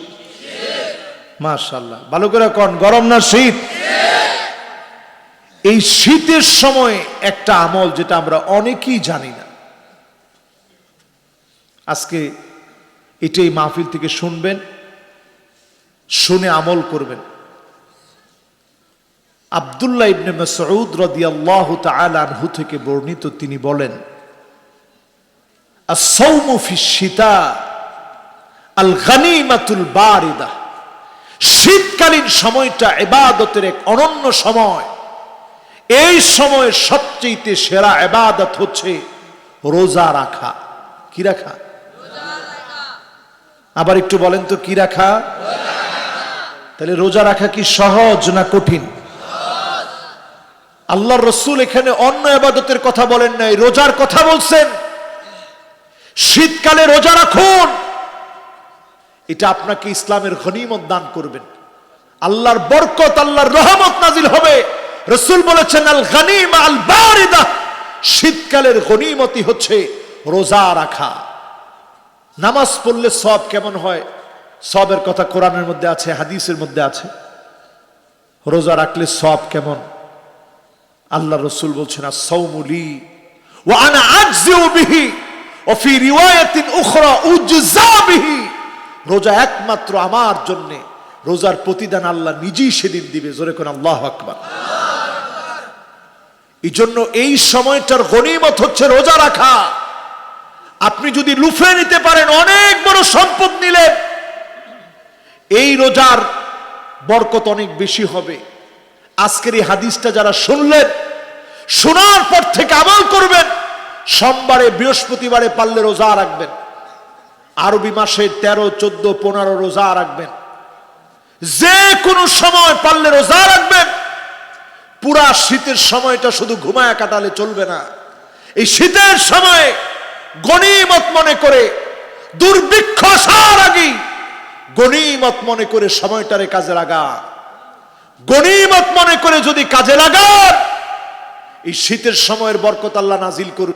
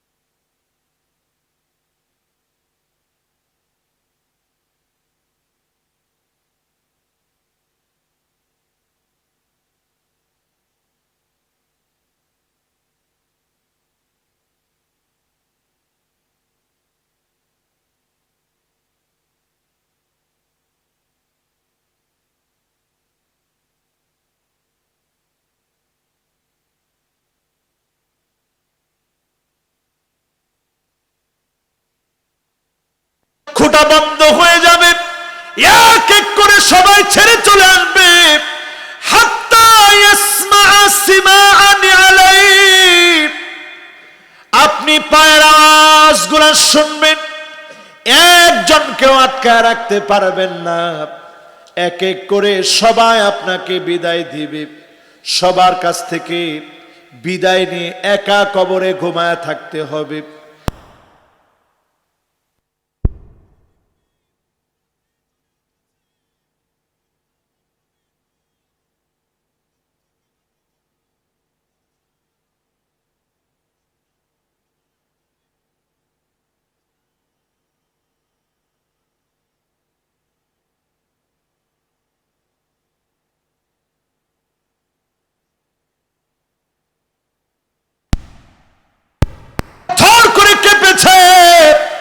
সব মানুষগুলা ঘুমাছিল, ব্যতিক্রমে যুবকটা ঘুমায় নাই, মুরব্বী ঘুমায় নাই, নামাজের দিকে গিয়েছে। যিনি এই নামাজের ফরিয়াদ কবুল করবে, মাফ করে দিবেন, তিনি কে? আর যার নামাজ নাই, লাইসা লাহু নূরুন ওয়ালা বুরহানুন ওয়ালা নাজাত, তার জন্য পুরা কবরের জীবনটা অন্ধকার হয়ে থাকবে। কবরের ভিতরে কোনো আলো নাই। নামাজ তার পক্ষে দাঁড়াবে না, নামাজ তার পক্ষে সাক্ষী দিবে না। ওয়া কানা মাআ ফিরআউনা ওয়া হামানা ওয়া কারুনা ওয়া উবাই বিন খালাফ, দাগি দাগি আসামি ফেরাউন, কারুন, হামান, উবাই বিন খালাফ দাগি দাগি আসামির সঙ্গে জাহান্নামী হয়ে যাবে। ওই লোকটা হতবাগা হয়ে যাবে। নামাজ পড়েন, মসজিদ আবাদ করেন, এই মসজিদের আবাদি মুসল্লি হয়ে যান। এই মসজিদ আবাদ করেন নামাজের মধ্য দিয়ে। যিনি আপনাকে ডেকে ডেকে নাজাত দিবেন তিনি কে? আমার ভাইরা, আজকের যতটুকুন কথা বললাম, এতটুকুন কথা থেকে এই বুঝাইতে চাচ্ছি, একটু নামাজি হবেন তো ইনশাআল্লাহ। ঘরে ঘরের কি অবস্থা একটু বলবো? ওরে আল্লাহ, রাত অনেক হয়ে গেছে রে বাজান, 12:30 বাজতেছে, আরো আধা ঘন্টা। শরীরটা এখন আর আগের মতো না। এই যে এখন দুইজনে চিন্তা করছে না, হুজুরে মনে ঠিকই আধা ঘন্টা বলবে, শেষ। উঠেন না কিন্তু। আমরা একটা মুনাজাত না করে গেলে কেমনে হয় কোন? ঠিক কিনা? স্ত্রীদেরকে গিয়ে সালাম দেন কে কে? এত আল্লাহর ওলিরা এখানে আছেন মাশাআল্লাহ। বউরে গিয়ে সালাম দেন এরকম লোক আছেন মাশাআল্লাহ, আলহামদুলিল্লাহ। হাতগুলা নামান। এবার দিয়ে সালাম দেন না কে কে? একটু হাত তুলেন তো দেখি। ও মাশাআল্লাহ, আল্লাহ ব্যবস্থা করে দেখ। পড়েন আমিন। একেবারে নেককার, দিনদার, আবেদা, জাহেদা, স্বামীর আনুগত্যশীলা, লজ্জাস্থানের হেফাজতকারিনী স্ত্রী আল্লাহ আপনাদেরকে মিলায় দেখ। পড়েন আমিন। থাকেন তো ঢাকা শহর, আযাবের শহর এটা। এই শহরের ভিতরে মহিলারা দেখবেন অধিকাংশ চলে আল মুতাশাব্বিহাতু বির রিজাল, দেখলে মনে হয় পুরুষ হেঁটে যাচ্ছে। মহিলারা খুব এতক্ষণ তো ভালোই ছিল, হঠাৎ করে হুজুরের কি হইলো, আপনার বিরুদ্ধে চলে গেল হুজুর। তো প্রথম শুরু করলাম, এই আর 5টা মিনিট নিব। মা বোনদের জন্য কিছু ওয়াজ না করে গেলে আমার কাছে মনে হবে তাদের জন্য কিছুই বললাম। ঘরে যাবেন, সালাম দিবেন আগে। লাভটা কি জানেন? স্ত্রী তো খুশি হইলই, জিনরা আপনাদের সঙ্গে ঢুকতে পারলো না, দরজা থেকে বিদায়। জোরে কোন আল্লাহু আকবার। সালাম দিবেন তো ইনশাআল্লাহ? হুজুর 50 বছর দিনে আজকে আটকা করে গিয়া সালাম দিলে বউ কইব কিরে কি হইছে? দিবেন ইনশাআল্লাহ? কোন সালাম দিবেন। এখন অবিবাহিত যারা, তারা কয় এই ওয়াজ আর আমগো শুনে লাভ নাই, এটা বিবাহিতরা বয়ে বয়ে শুনুক, আমরা এখন একটু পাউটা নাড়া দিয়া নি। বিবাহিতরা বলেন আল্লাহু আকবার। এবার অবিবাহিতরা কোন আল্লাহু আকবার। দেখছেন, অবিবাহিতরা এই ওয়াজ শুনবো না। শুনবেন? সামনে বিয়ে তো করণ লাগবে, যেন শুনেন। ঘরের মধ্যে আগে সালাম দিয়ে ঢুকবেন, বাহিরে সুন্দর সুন্দর গেঞ্জি পরে বের হন। আর ঘরের মধ্যে বিবাহিতদের একটা কমন গেঞ্জি থাকে, যেটার মধ্যে 15টা ফোঁটা, বাতাস আসা যাওয়ার জন্য সার্বিক ব্যবস্থা, ভেন্টিলেটরের ব্যবস্থা থাকে। 15টা সিরা ফোঁটা থাকে। গিয়ে কয় ওই গেঞ্জিটা আনো তো দেখি। অথচ আল্লাহর রাসূল সাল্লাল্লাহু আলাইহি ওয়াসাল্লাম ঘরে ঢুকতেন, বাদাআ বিসওয়াক, স্ত্রীদের সাথে কথা বলার পূর্বে আগে মিসওয়াক করতেন, তারপরে কথা বলতেন। জোরে কোন আল্লাহু আকবার। আর আমরা কেমন হইছি কোন? বাইরে সবার সামনে সুন্দর সেজে গুজে থাকি, কিন্তু ঘরে গিয়ে ভেন্টিলেটর যুক্ত 15 ছিদ্রওয়ালা গেঞ্জিটা পরি। এরপরে বাইরের মানুষকে কত সুন্দর করে বলি, ভাই ভালো আছেন, শরীর কেমন, খবর কি? স্ত্রী গিয়ে আরে তোমার অসুখ সবসময় লাগিয়ে থাকে, অসুখ নাই কোন সময়? বিয়ে করার পরে তো শুনি তুমি অসুখ অসুখ অসুখ অসুখ অসুখ, অসুখ কবে নাই তোমার? অথচ আল্লাহর হাবিব সাল্লাল্লাহু আলাইহি সাল্লামকে যখন স্ত্রীরা বলতেন, নবী আমার শরীরটা খারাপ লাগে, নবী সূরা ইখলাস পড়তেন, সূরা ফালাক পড়তেন, সূরা নাস পড়ে ফু দিতেন। জোরে কোন আল্লাহু আকবার। আদর করে চোখের পানিগুলা মুছে দিতেন, থাক তুমি কাঁদো না। দিছেন? দিয়েন। এরপর আল্লাহর হাবিব স্ত্রীরা যখন অসুস্থ থাকতেন, একই কাপের ভিতরে আল্লাহর হাবিব ওই জায়গায় ঠোঁট লাগায় খাইতেন, যে জায়গায় আম্মা জান ঠোঁট লাগায় পান করেছেন, সেখান থেকে নবী পান করতেন। বলেন আল্লাহু আকবার। গোসল করতে যাইতেন একসঙ্গে, বলতেন আগে আমারে দেন। আল্লাহ রাসূল কইতেন না, আগে আমারে দাও। এই যে মহব্বত, এখন মহব্বত নাই দেখে ঘরে ঘরে আজ পরক্রিয়ার বিষ বাষ্প চলছে, ঠিক কিনা বলে? মহব্বত নাই তো। স্ত্রীর সৌন্দর্যের প্রশংসা করবেন, তুমি অনেক সুন্দর আলহামদুলিল্লাহ, সৌন্দর্যের প্রশংসা করবেন, স্ত্রীকে ভালো ভালো নামে ডাকবেন। আল্লাহ রসুল যখন আয়েশা সিদ্দিকা রাদিয়াল্লাহু তাআলা আনহা একটু রেগে যেতেন, আল্লাহর হাবিব বলতেন আনতি হুমায়রা, আয়েশা তুমি যখন রাগ করো তখন তোমার আরো সুন্দর লাগে। রাগার থাকে? আর আমরা যখন রাগে যাই, খবরদার কানলে কিন্তু এখন আবার মারবো। মহিলা কানতেছে আর আপনি খবরদার কানলে কিন্তু আবার মারবো। তুই জানোস না যে কানলে আমার রাগ উঠে? কানলে ওনার কি উঠে? কি রাগী লোকটা, উনি কানলে ওনার রাগ উঠে, কান্দিস না, কানলে কিন্তু আবার মারবো। তো মহিলা করবে কি? কর খবরদার মহিলাদেরকে কখনো গায়ে হাত তুলবেন না। ইস্তাউসু বিন নিসাই খায়রা, পারলে মহিলাদের সঙ্গে পরামর্শ করে ভালো ভালো কথা শোনাবেন, ভালো ভালো কথা শুনবেন, পরামর্শ নিয়ে কাজ করবেন। একজনও কথা কয় না। হুজুর মহিলাগুলো পরামর্শ নিয়ে কাজ করলে উপায় আছে দুনিয়ার? পরামর্শ নিয়ে কাজ করবে। এরপর আল্লাহর হাবিবের সুন্নত শুনেন, ঘরে মাঝে মাঝে যাবেন, ফাকান্নাসা রাসূলুল্লাহ, ঝাড়ুটা নিয়ে ঝাড়ু দিবেন। দিবেন? ঠিক কইছে, যারা বিয়ে করে নাই দুইজন, পারলে পাশে যে বসছে সে পারলে এখন গলা চিপ দিয়ে ধরতেছে, ঠিক কছে এখন এমনি ঘরে বাসি না। আর হুজুরে যেটা শুনাইছে আজকে গেলে তো ঝাড়ুটা হাতে তুলে দিব। মাঝে মাঝে ঝাড়ু দিবেন, রসুল নিজে দিয়েছেন। ফাকান্নাসা রাসূলুল্লাহ, আল্লাহর হাবিব নিজে ঝাড়ু দিয়েছেন।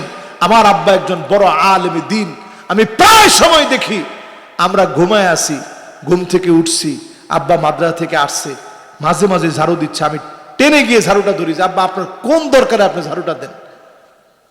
আব্বা বলে আমার রসুল ঝাড়ুটা দিস।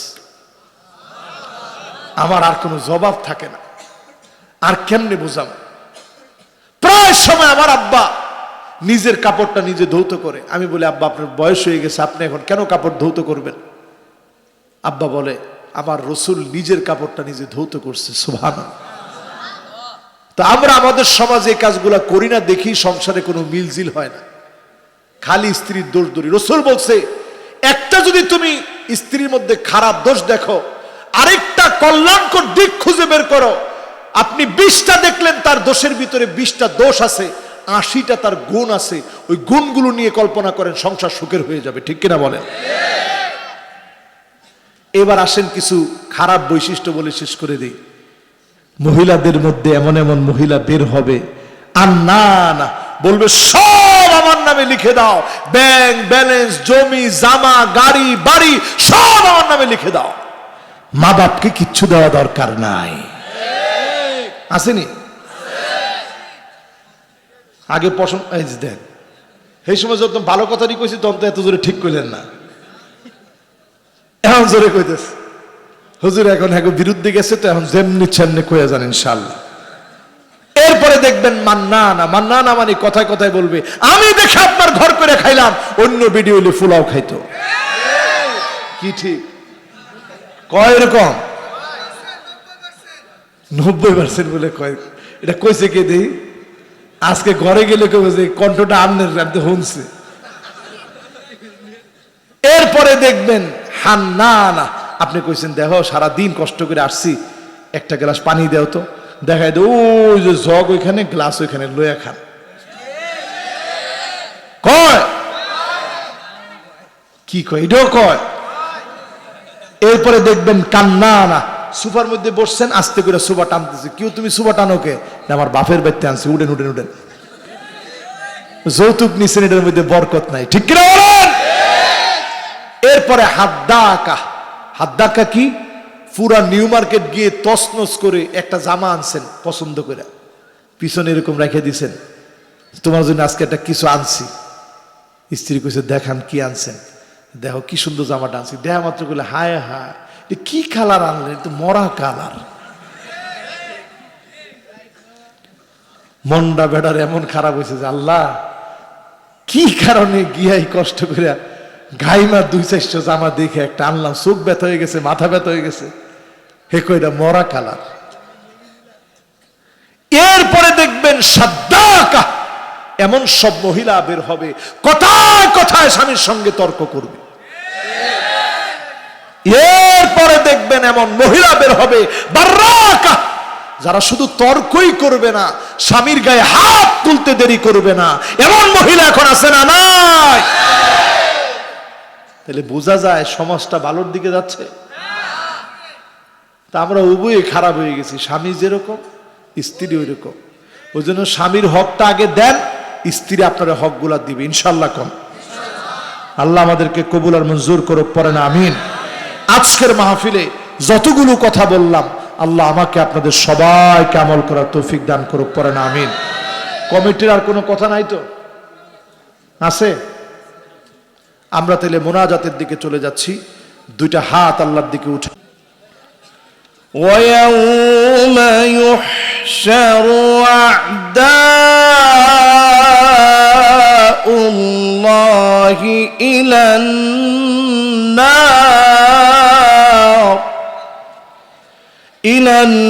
النَّارِ فَهُمْ يُوزَعُونَ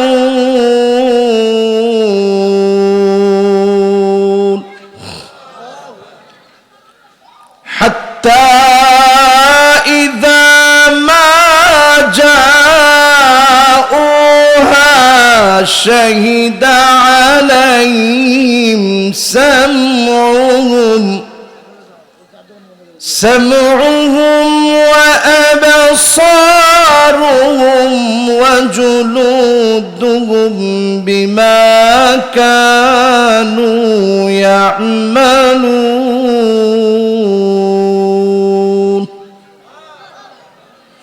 وقالوا لجلودهم لم شهدتم علينا قالوا أنطقنا الله الذي أنطق كل شيء وهو خلقكم أول مرة وإليه ترجعون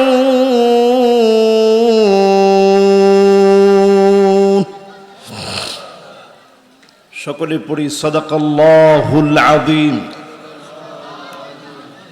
ওয়া সাদাকা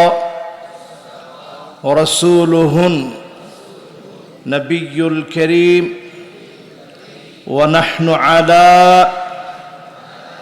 যালিকা মিনাশ শাহিদিন ওয়াশ শাকিরিনা ওয়াল হামদু লিল্লাহি রাব্বিল আলামিন। وقال تعالى في شان, ভিতর থেকে টকবক টকবক করে কান্নার আওয়াজগুলা বের হতো। আমি আমার কানটাকে রাহমাতুল লিল আলামিনের জবানের সামনে নিয়ে যেতাম। আমি শুনতাম নবী আমার সিজদার মধ্যে বসে বসে, সিজদার মধ্যে আল্লাহর হাবিব অবনত চিত্তে সিজদা যখন করছেন, সিজদায় পড়ে, বাবারে কথা বলা যাবে না, নিষেধ এটা। কথা বললে আমি মাহফিলে আলোচনা করতে পারি না, কোনো কথা বলা যাবে না। যত মেনটেনেন্স আছে সব মাহফিলের আগে অথবা মাহফিলের পরে। এখন শুধু ভলান্টিয়ারদের কাজ হচ্ছে আশেপাশের যে কথা, এটা বন্ধ করবেন, কথা বলা একেবারে যাবে না। হ্যাঁ ভাই, এটা যদি আর শুনি আমি কথার ব্যালেন্স হারাই ফেলবো। আমি বারবার বলতেছি, এটা কোরআন হাদিসের আলোচনা, এটার একটা শব্দ নয়। একটা নোক্তার পরিবর্তন হলে আপনারা পিঠের ছাল রাখবেন? মনে করেন সুদাইসি সাহেব বাংলাদেশে আসছে মাহফিল করার জন্যে। এখন ইদা জাআ নাসরুল্লাহি ওয়াল ফাতহ, এই ছোট্ট বাচ্চারাও বলে ফেলছে মাশাআল্লাহ। নাসরুল্লাহর জায়গায় যদি শুধু নুনের নোক্তাটা ছিল উপরে, যদি নিচে দেয় কি হবে? যদি সুদাইসি সাহেবও পরে ইদা জা বাসরুল্লাহি ওয়াল ফাত, পিঠের চামড়া রাখবে মানুষে, প্রথম লোকমা দিবে। লোকমা দেওয়ার পরক্ষণে যদি লোকমা না শোনে, যেমনে হোক ওনাকে শুধরানোর চেষ্টা করবে, ঠিক কিনা বলেন? এর নাম কোরআন। এটা সাধারণ কোনো গ্রন্থ নয়। এই জন্য কোরআনের কথা যখন চলবে আওয়াজ হওয়া যাবে না। এটা হচ্ছে কোরআনের অন্যতম আদব। মাশাআল্লাহ, আমরা একেবারে নিঃশব্দে ভলান্টিয়ার যারা, আমি বারবার বলছি, নিঃশব্দে এই মাহফিল যখন আমার কাছে নিতে গেছে, আমি কিন্তু লিখতে বলছি যে কয়জন ভলান্টিয়ার থাকবে আমার মাহফিলে।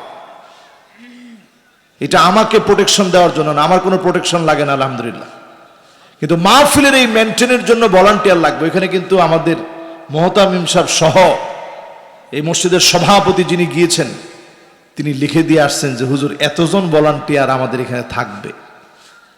এই ভলান্টিয়ারদের দায়িত্ব হচ্ছে মাহফিলের সৌন্দর্য রক্ষা করা। দেখেন, আমি একটা কথার জন্য কতগুলো কথা বলা হচ্ছে যে কথাগুলার কোনো প্রয়োজন নেই।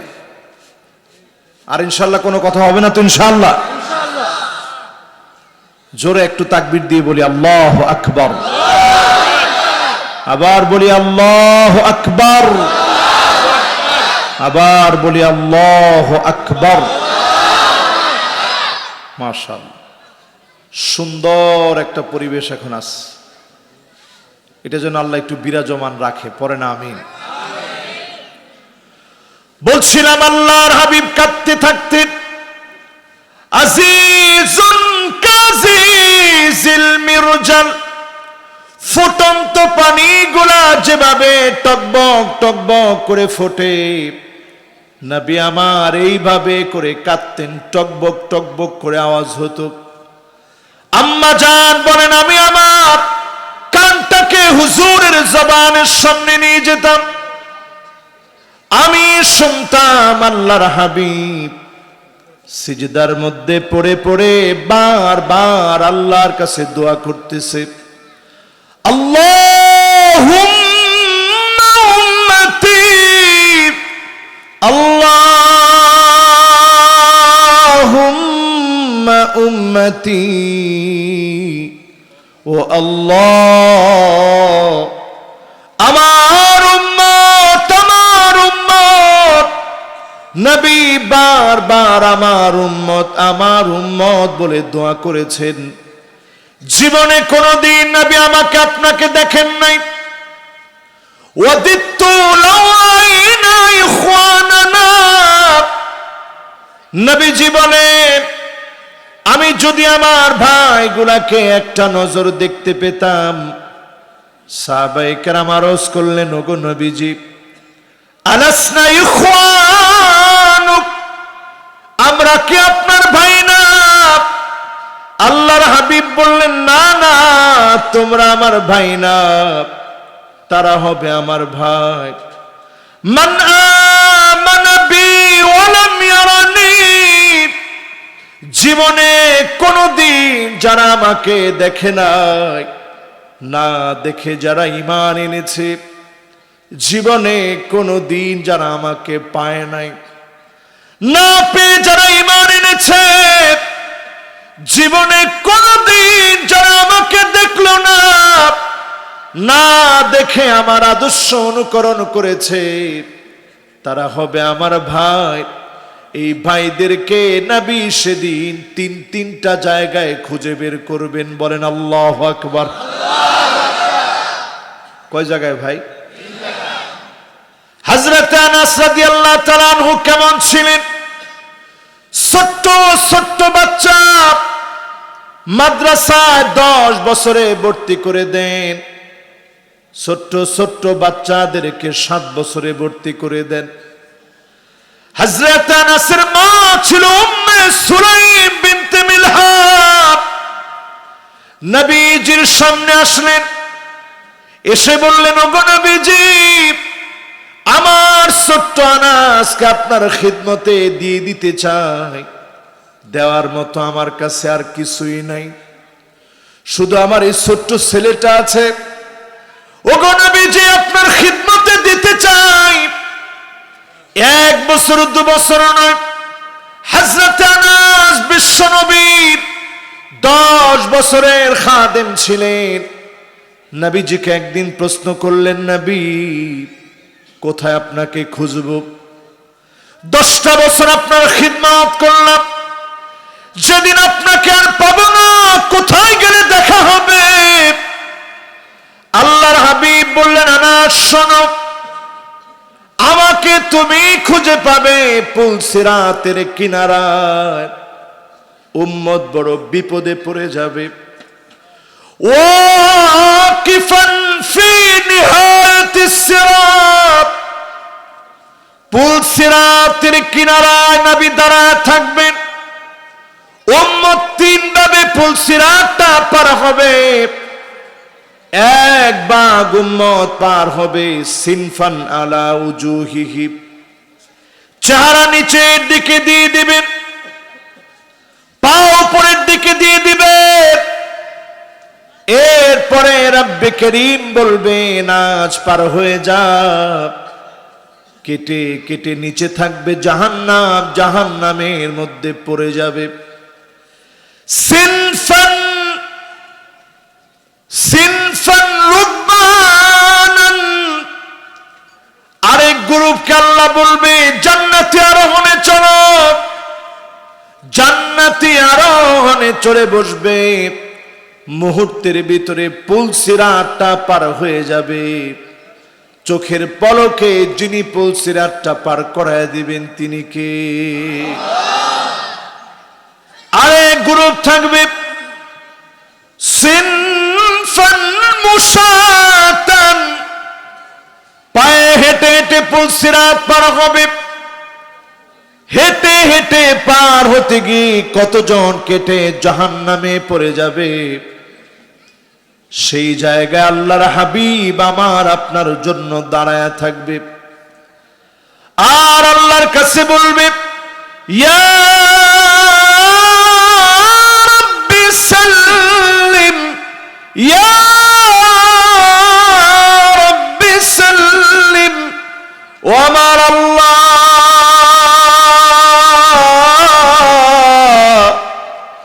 দয়া করে একটু শান্তি দান করে দেন, মায়া করে একটু শান্তি দান করে দেন, উম্মতদেরকে একটু মাফ করে দেন।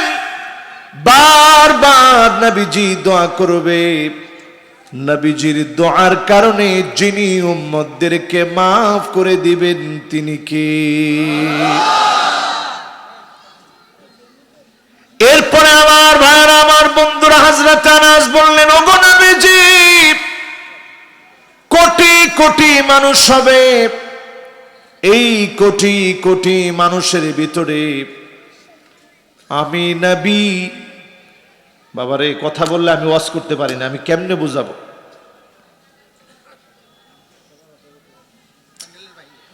আরে বাবা এইখানে কথা হয়, আপনি কোন প্যান্ডেলের বাইরে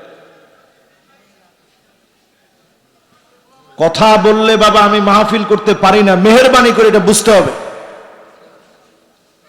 আল্লাহ, বাবারা তোমরা একটু পিছাও, পিছাও যাও। বাবা একজন ছাত্র কথা বলা যাবে না, একজন। আর তোমাদের দায়িত্ব কি?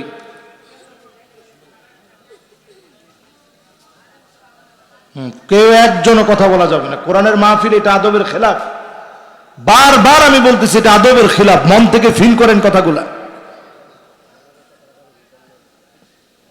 মাশাআল্লাহ। আরে বাবা বারবার যদি আমি বলি এই কথাটা তাহলে তো মাহফিলের সৌন্দর্য হারায় যাবে। মাহফিলগুলো আমাদের দেশে হয় শুধু ওয়াজ হয়, নেওয়ার সময় কিচ্ছু নিতে পারে না অনেক মানুষ, অনেকের মাহফিল থেকে। আমি আবার এই মার্কা মাহফিল করাটা একেবারে অপছন্দ করি। আমি একটা বিষয় নিয়ে কথা বলতে পছন্দ করি। তো এই বিষয়টা নিয়ে কথা বলতে হলে আগে আপনাদের মাথার ভিতরে এটা ঢুকাইতে হবে। শুধু এসে ঘন্টার পর ঘন্টা বসলেন, আপনারা কিছু নিতে পারলেন না, আমি দুঃখ পাব। মাশাআল্লাহ। ঠিক এখন যে পরিবেশটা আছে, একটু মেহেরবানি করে 10 জন ভলান্টিয়ার দায়িত্ব নেন। হুজুরের খানা খাওয়ানো কিন্তু মাহফিলের বড় দায়িত্ব নয়।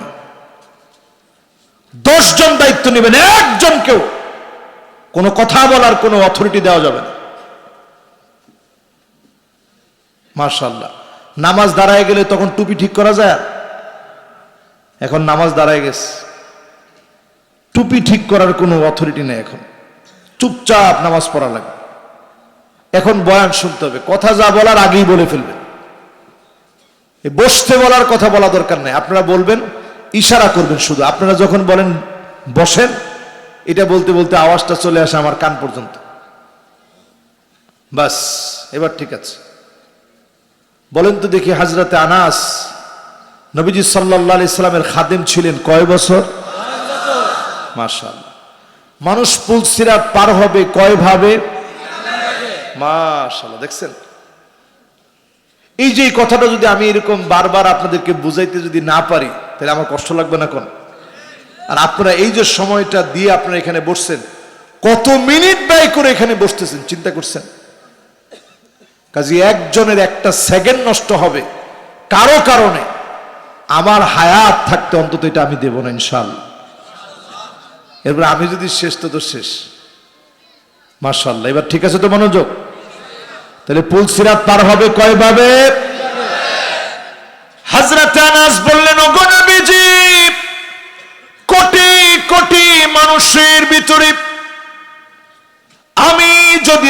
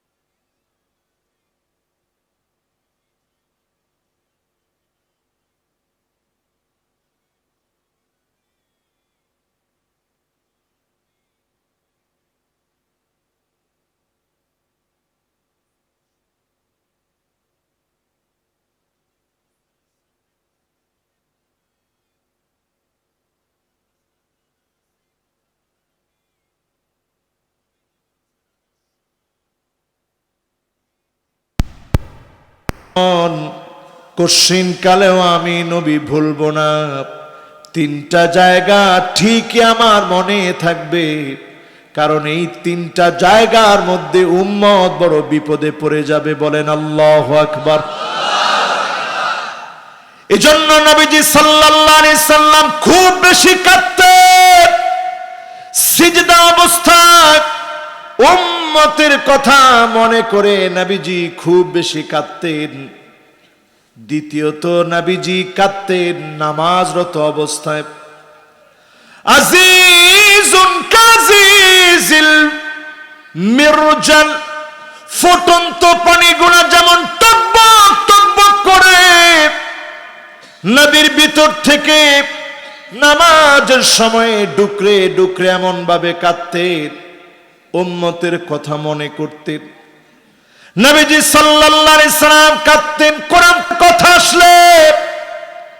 ইবনে মাসউদ রাদিয়াল্লাহু তাআলা আনহু, আব্দুল্লাহ ইবনে মাসউদ রাদিয়াল্লাহু তাআলা আনহু নবীজির কাছে একদিন আসলেন। আল্লাহর হাবিব আদর করে বললেন, আব্দুল্লাহ ইবনে মাসউদ, তুমি কোরআন থেকে একটু পড়ো। আব্দুল্লাহ ইবনে মাসউদ বললেন, আকরাউ আলাইকা ওয়া আলাইকা উনজিল। নবী, আমি কি আপনার সামনে কোরআন পড়ব? কোরআন আপনার উপরে অবতীর্ণ হয়।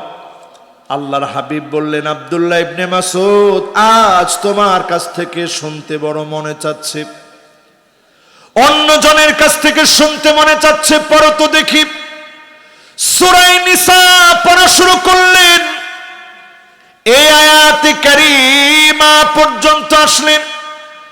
فكيف إذا جئنا من كل أمة بشهيد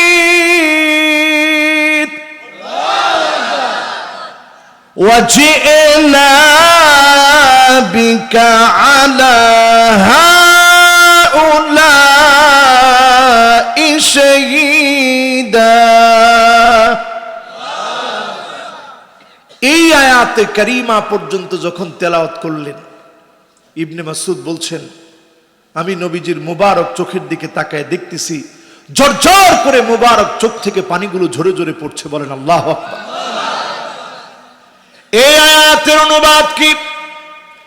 সেদিন নবীদেরকে আল্লাহ ডাকবে উম্মতের খবর নেওয়ার জন্য। নবীদেরকে আল্লাহ হাজির করবেন। ও নবীরা উম্মতের খবর দেন। আল্লাহ পাক বলছেন সেদিন আপনাকে উম্মতের খবর দেওয়া লাগবে। ওয়াজিনা বিকা আলা হাউলাই শাহীদা। আজ সেদিন তোমাকে জিজ্ঞাসা করা হবে তোমার উম্মতের ব্যাপারে। আপনার উম্মতের ব্যাপারে নবী আপনাকে জিজ্ঞাসা করা হবে। আপনার উম্মতের ব্যাপারে জিজ্ঞাসিত হতে হবে। নবীকে সেদিন জিজ্ঞাসা করা হবে এমন উম্মতদের সম্পর্কে যে উম্মতদেরকে নবীজি দেখেন নাই, যে উম্মতরা নবীকে দেখে নাই, কিন্তু নবী এত মহব্বত করেছেন। নবীজি বলছেন ওয়াদিতু লাউ রাইনা ইখওয়ানানা, আমার মনটা বড় চায় আমার ভাইগুলাকে যদি দেখতে পেতাম। সাহাবায়ে কেরাম বললেন, ওগো নবীজি আমরা কি আপনার ভাই? আল্লাহর নবী বললেন, না না, তোমরা আমার ভাই না, বাল আনতুম আসহাবী, তোমরা আমার সাহাবী, তোমরা আমার সাহাবী। আমার ভাই হবে তারা যারা অনেক পরে আসবে, জীবনে কোনোদিন দেখে নাই, না দেখে ঈমান আনবে, তারা হবে আমার ভাই। এই ভাইগুলাকে নবী খুঁজবেন, শাফাত করবেন। যিনি ধন্য বানায়া জান্নাতি বানায় দিবেন তিনি কে? এত পরিমাণ কাঁদছেন নবী আমাদের জন্য। কোরআন কারীম তেলাওয়াত করতে গেলে ফোঁপা ফোঁপা কাঁদতেন। ইন তুআযিবুহুম ফাইন্নাহু ইবাদুক। নবীজি সাল্লাল্লাহু আলাইহি ওয়াসাল্লাম যখন তেলাওয়াত করছে, আল্লাহ আপনি যদি শাস্তি দেন এরা তো আপনার গোলাম। আয়াত যখনই নবীজি তেলাওয়াত করলেন, নবী ফোঁপা ফোঁপা কান্না শুরু করে দিলেন। আল্লাহ আপনি যদি উম্মতকে শাস্তি দেন এরা তো আপনার গোলাম, আর যদি আপনি মাফ করে দেন উম্মত গুলা তো মাফ পেয়ে গেল। যতজন এখানে বসেছেন, নবী সেদিন আমাকে আপনাকে চিনবেন। একটা চিহ্ন দেখে নবী আপনাকে আমাকে চিনবেন। চিহ্নটা হলো গুররান মুহাজ্জালিন মিনাল ওযু। ওজুর পানিটা জকজক করে উঠবে, ওজুর পানিটা চকচক করে উঠবে।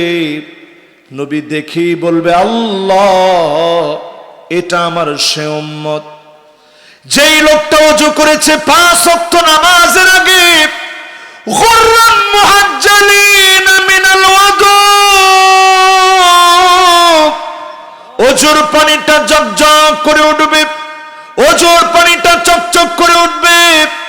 নবী ঠিকই সেদিন আপনাকে চিনবেন, শাফাত করবেন। যিনি ধন্য বানায়া জান্নাতি বানায়া দিবেন তিনি কে?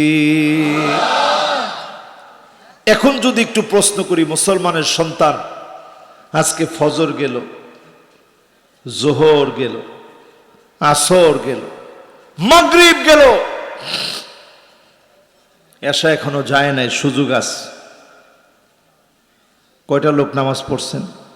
হাত তুলেন না, হাত তুলেন না মেহরবানি করে। হাত তুললে আমার অন্য ভাইরা থাক, হাতটা নামায় ফেলেন, অসুবিধা নেই। আলহামদুলিল্লাহ, এখানে আমরা বিশ্বাস করি মাহফিল যারা শুনতে আসছে এরা অধিকাংশই তো নামাজি, ঠিক না ভাই? যুবকরা কয় না, ঠিক না? যুবকরা ভালো করে কও, নামাজি তো ইনশাআল্লাহ। সামনে কিন্তু সময় আসতেছে খালি মরার। কিসের কথা কয় না? কিসের? মরার সময় আসতেছে সামনে। আমি একটা হাদিস শুনে আপনারা বুঝবেন কেমন সময় আসতেছে। শুনবেন? সাহস আছে? মাশাআল্লাহ। এই এলাকায় কোন এলাকার লোক বেশি? আরে কি এর বউবাজারের লোক? এই এলাকায় ময়মনসিংহের লোক বেশি। কি কন? ময়মনসিংহে বেশি না? ময়মনসিংহের লোকের সাহস কম না বেশি? কি পরিমাণ সাহস জানেন আপনি? ময়মনসিংহ শেরপুরের লোক সাহস বেশি।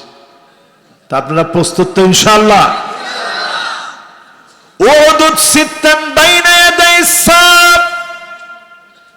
আল্লাহ নবী বললেন কিয়ামতের আগে 6টা বিষয় যখন দেখে ফেলবা প্রস্তুতি নিয়ে নিবা। এই হাদিসটা বলতে গেলে আমার মনটা ধুমরে মুছড়ে যায়। 6টা বিষয় দেখলে আর অপেক্ষা করবা না, প্রস্তুতি নিয়ে ফেলবা। 1 নম্বরে মওতি।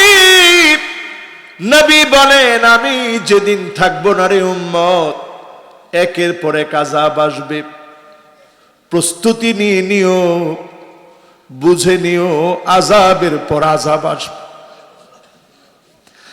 আজকে যখন আযাব আসে মনে হয় আরে এত নাফরমানি করার পরেও আল্লাহ আযাব দিয়ে আমাদের কাছ থেকে উঠায় নেন। করোনার মতো ভয়াবহ আযাব এসেছিল, আল্লাহ ঠিকই উঠায় নিয়েছেন আমার দেশ থেকে। সুশীল সমাজের লোকেরা বলেছিল এই করোনায় বাংলাদেশের হাজার হাজার লাখো লাখো মানুষ মারা যাবে, লাশ রাস্তায় পড়ে থাকবে, পচবে, গলবে, ধরার লোক পাওয়া যাবে না। আমার পার্শ্ববর্তী দেশ ভারতে লাশ পড়েছিল, ধরার লোক নাই, চিতায় জ্বালানোর মতো কাঠ নাই, লাশ পানির মধ্যে ভাসিয়ে দেওয়া হয়েছে। লন্ডনে লাশ অ্যাম্বুলেন্সের মধ্যে পড়েছিল, আমেরিকাতে অ্যাম্বুলেন্সে লাশ পড়ে আছে, দাফন করার মতো অবস্থা নাই। সেখানে আমার দেশে কিছুই নাই, শুধু দয়া করে যিনি আমাদেরকে মাফ করেছেন তিনি কে? কিন্তু এমন মানুষ আমরা বলেছি করোনাকে আমরা মোকাবেলা করেছি। কি দিয়ে মোকাবেলা করছেন? কি দিয়ে মোকাবেলা করলেন? যদি বলতেন ঈমান দিয়ে মুসলমানরা করোনাকে মোকাবেলা করেছে তাও আপত্তি ছিল না, ঠিক কিনা বলেন? করোনা মোকাবেলা করা যায় না, এই জন্য আসতেছে দুর্ভিক্ষ। করোনা যার হয়েছে সে টের পেয়েছে, কিন্তু দুর্ভিক্ষ যার হবে সে টের পাবে এমন না। ছোট্ট বাচ্চা পর্যন্ত টের পাবে, বড় জীব জন্তু টের পাবে, দুধের শিশু চিৎকার করবে, খাদ্যের অভাবে খাবার দিতে পারবেন না, বাবা মায়ের বুক ফেটে যাবে সন্তানের দুঃখে। দুর্ভিক্ষটা এতটা ভয়াবহ, দুর্ভিক্ষ আসার আগে বেশ কয়েকটা আযাব আসবে পৃথিবীর উপরে। দুর্ভিক্ষ তো এমনি শুরু হবে না, দুর্ভিক্ষ আসবে। 2 বছর করোনা ছিল, মানুষ সোজা হয় নাই। দুর্ভিক্ষ 2 বছর না, বছরের পর বছর চলবে, সারা পৃথিবী তটস্থ হবে, সেজদা অবনত হতে বাধ্য হবে, ঠিক কিনা বলেন? তো ঠিক হয়ে যাবেন তো ইনশাআল্লাহ? কোন ঠিক হবেন তো ইনশাআল্লাহ? তাইলে দুর্ভিক্ষ আর কিচ্ছু আসবে না ইনশাআল্লাহ। কোন আমরা ভালো তো আযাব নাই, আল্লাহ আমগরে আজাদ দিতে চায় না। এই দেখেন কিছুদিন আগেও আমার দেশে 1 বছর আগে একটা ভূমিকম্প হয়েছিল। কখন? মুরব্বীরা কন? 1 বছর আগে আমার দেশে একটা ভূমিকম্প হয়েছিল। কখন? ভোর রাইতে। হ্যাঁ, কোন সময়? চিন্তা করেন কি অবস্থা আমাদের। ফজরের নামাজের সময়। এই মসজিদের ইমাম সাহেব কই? হ্যাঁ, এবার ঠিক আছে। ইমাম সাহেব, হুজুর ভূমিকম্প হয়েছিল না গত বছর? ফজরের নামাজ চলাকালীন। অনেক জায়গায় হয়তো নামাজ শেষ হয়ে গেছে। ঠিক ফজরের নামাজের যখন তিলাওয়াত চলতেছে তখন ভূমিকম্পটা হচ্ছিল। আমার এটা খুব মনে আছে এই জন্য, কারণ আমি তখন পাবনা থেকে আসছিলাম। এসে ফজরের নামাজে যখন দাঁড়াইছি দেখি সারাটা শরীর কাঁপতেছে। তো আমি ভাবলাম যে তো মাহফিল করে আসছি, রাত জেগেছি, এই জন্য মনে হয় শরীরটা খারাপ লাগতেছে, সেই থেকে মনে হয় শরীরটা কাঁপতেছে। নামাজের যখন সালাম ফিরানো হলো সবাই একযোগে বলতেছে বড় একটা ভূমিকম্প হয়ে গেছে। আমি চিন্তা করলাম, আল্লাহ, এই ভূমিকম্পের মধ্যে যদি আপনি শেষ করে দিতেন, আমার এই নগরী ঢাকা সিটির লক্ষ লক্ষ মানুষ মাটির নিচে চাপা পড়ে থাকতো, উঠানোরও কেউ থাকতো না। ঠিক কিনা বলে? ফেসবুক স্ট্যাটাস দিয়েছে অনেকেই, আলহামদুলিল্লাহ ভূমিকম্প হইতে গেছিল, আল্লাহ আমাদেরকে বাঁচায় দিছে, কিন্তু জোহরের নামাজটা পড়ে নাই। এরকম মুসলমান আছে না নাই? কিরকম মুসলমান চিন্তা করে। ও আমার ভাইয়েরা, এই জন্য 1 নাম্বার প্রস্তুতি নিতে হবে।